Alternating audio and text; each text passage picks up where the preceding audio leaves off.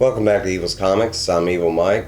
This is going to be a little different video, one of my Evil's talks. And I had mentioned something the other day and I got a couple comments, so I was like, hey, maybe I should elaborate on that. This is a tip I use in the real world. I'm not going to say it's comic book related, but you talk about helping with depression or anxiety or something like that. Now, this isn't a cure by any means. This is more of a preventative measure. I had mentioned that, like, when I go to work, that I always envision it to be the worst day possible. I started doing this in my 20s. I've worked a lot of fast food, retail, like the lowest jobs you can think. I'm not complaining. They're jobs. I love work. I need to work. Money, right?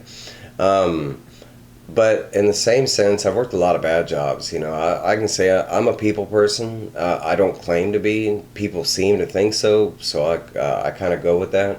I'm really a, stay-at-home, recluse type of guy, but I can go back and forth. It doesn't bother me. As y'all can tell, I'm not shy, and I'm not one of them people that can't talk in front of people. I've never had that problem.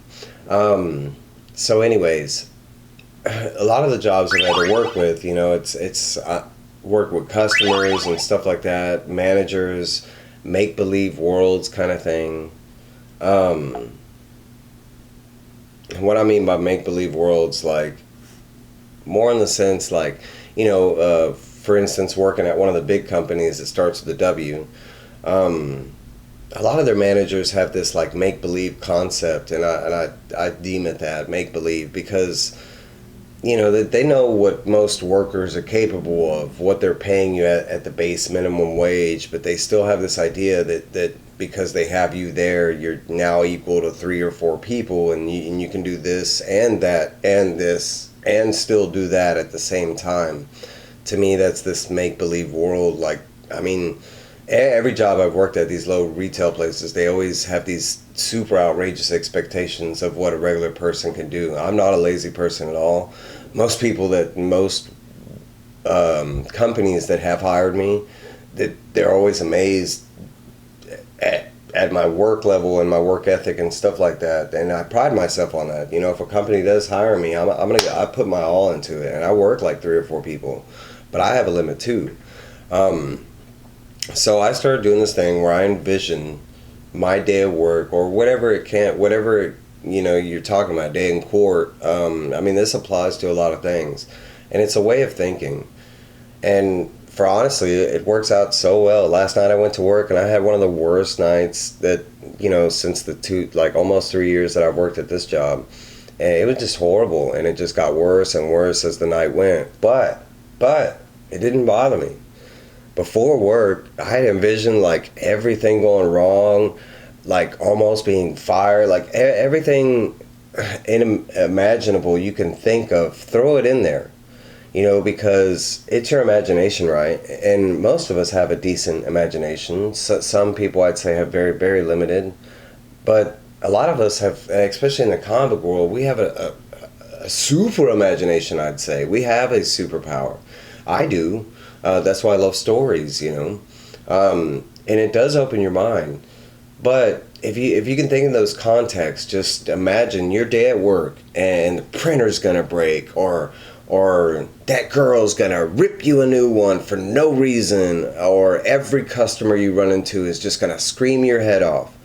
If you envision that before you go to work, and I'm not talking about like moments before, you have to do it like an hour, you have to plug it into your head.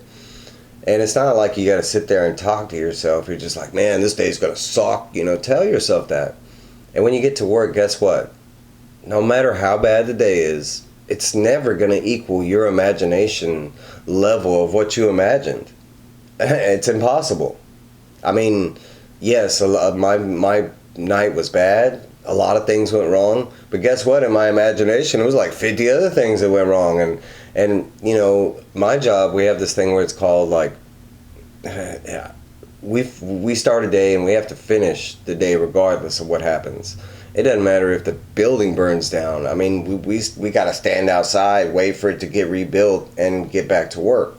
That's how this company works. I mean, it's unlimited overtime, but at the same time, you know, if you're a real world person, which most of us are, then you know we can't just stay at a job forever. We have kids, we have family, we have all kinds of stuff, right? So I use this in a lot of different ways, you know. Like especially when I get into people like random, and I don't do it that often. I'm big on that, but when I get into other people's cars that I've never ridden with, you know, I get really nervous. Here in Houston, we have like, I want to say it's 80% of bad drivers. It's not really bad drivers. It's just everybody's such in a hurry, and we don't really have a mass traffic problem like California or possibly New York. We do have traffic, but we're just more spread out, so the traffic's more spread out. Like, I can't remember the last time I was in a stop and stand traffic. It's not like that, you know. You're gonna go slow for a little bit, but it's not stop and go traffic. Not unless there's a huge accident or something. But I use that in that theory, you know. I use this. I practice this, like, honestly, on a maybe twice a day basis, you know, where I just envision that, you know, like, for instance, if I'm late on something, or, you know, and I know I'm gonna get in trouble, like, I always envision it to be way worse. So when they do give it to me, I'm like, that was it? Like, that was nothing, you know? I mean, and that's kind of how it is.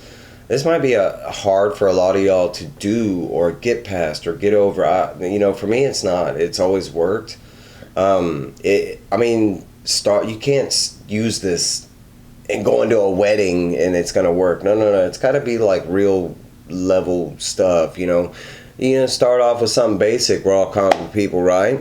And we all like picking up comic books, and you know, every now and then, maybe when you go to the comic shop, you know, and there was that something that you want, maybe envision that you're gonna miss it. So when you get there and it's there, and there's millions of variants for it, I mean, it makes it that much better. I don't know.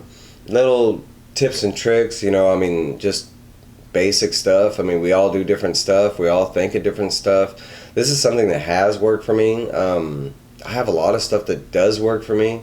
I've tried to explain, you know, like, kind of, you know, give this piece of advice to other people, and some people are like, yeah, that would never work for me, or maybe it would, but maybe it does for you, and maybe it helps, you know. I mean, we all work, like, you know, I mean, anybody that works a job, I mean, that's not what we're put on the planet to do, so we're already forcing ourselves to do something we're not supposed to be doing. You know, we're supposed to be like animals, running around and doing what animals do. You know what animals do, but I mean, we have to work. And no one wants to work. I mean, some people love their job, you know, but I mean, if you had the option of doing something else, would you really be doing that? Probably not. So, I mean, things to help us get through these days that we don't really want to do, it helps. So, that's my Evil Talks. I hope y'all enjoy this. I hope it helps some people.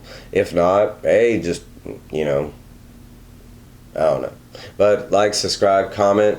Thank y'all for watching this. Thanks everybody, period, in general. And y'all have a great day. I will see y'all soon.